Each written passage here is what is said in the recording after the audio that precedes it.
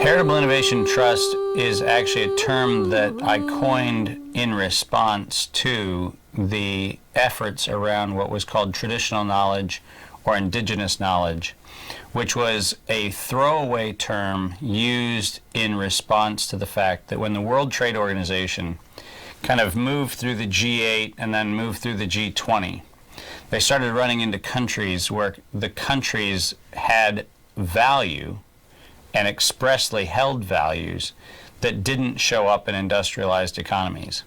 And as a consolation prize for countries who were willing to essentially adopt whole cloth, the enclosure models like intellectual property, like the financial transactions that were denominated by Bretton Woods empirical countries, so the US and the UK and Germany and France, and the countries that actually ultimately, obviously Germany and France, not Bretton Woods, but ultimately complicit in the system. If you look at the G8 and you look at the fact that when you get into countries that are what were called developing or underdeveloped in the IMF and the World Bank parlance, if you look at those countries, what you found was that a lot of those places had resources and had knowledge and had a bunch of other things. And so what the WTO was doing was actually throwing people a bone and saying, well, you have this traditional knowledge stuff, so we're going to give you credit for that. But oddly enough, despite the fact that they acknowledge that there must be some value in custom and culture and those types of expressions, to this day, the WTO doesn't have a framework to actually protect it. As a matter of fact, it's more insidious than that.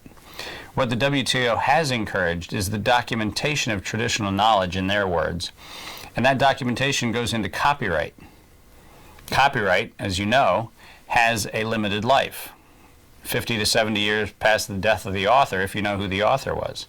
But when you're telling somebody about a particular knowledge that they got from their grandmother or their grandfather or their aunt or their uncle or their mom or their dad, then there's an intrinsic problem of the enclosure system around copyright. Who actually owns it? And if your grandfather has a thing that his father told him and then his father told him, and I write it down, is the copyright when I write it down? Is the copyright 50 years from the death of the author? How far back am I responsible to go to find out who the author was?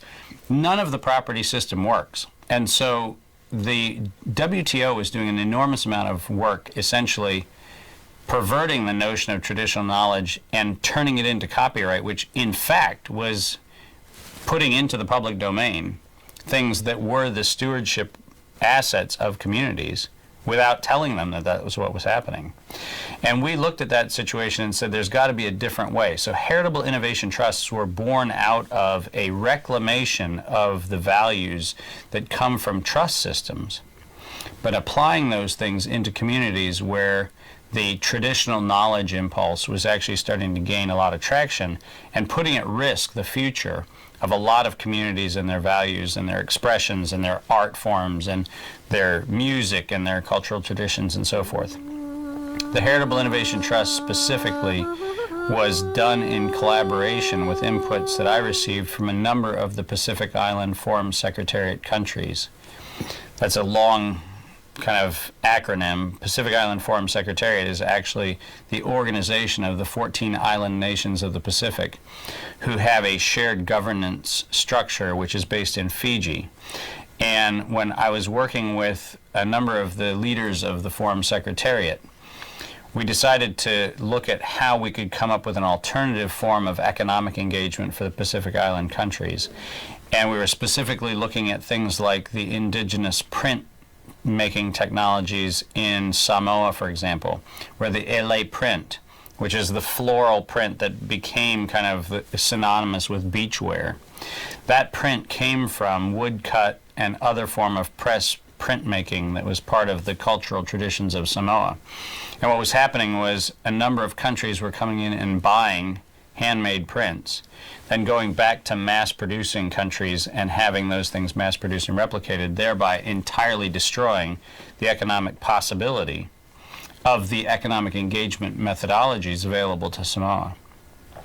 Using the Heritable Innovation Trust framework, what we did was we created a mechanism where, should the country of Samoa choose to do so, it can actually protect in a perpetual trust the LA print.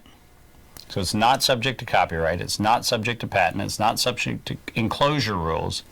It's actually a shared communal asset, and that communal asset can be used, can be developed, can be engaged by a community for their own commercial benefit.